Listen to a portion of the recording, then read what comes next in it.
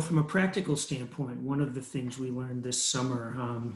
I suppose I should say spring into summer, was that, it's really important to rely on local resources and be aware of what's out there that you can utilize.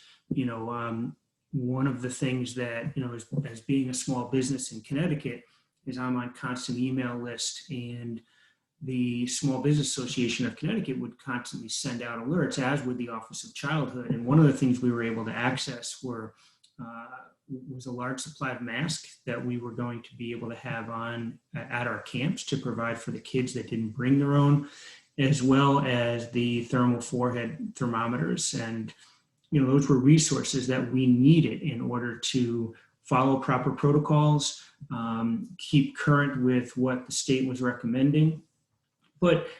ironically, what was interesting was something very similar was happening with our program in New Westminster outside of Vancouver, Canada, where they were relying on local guidelines and resources as well.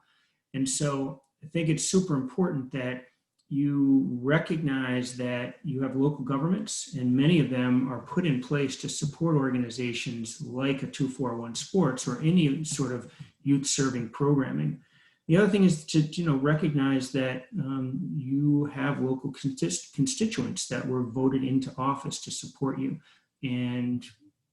it's a human process. And part of what you need to be able to do is build relationship with those folks and create a level of advocacy that is genuine for your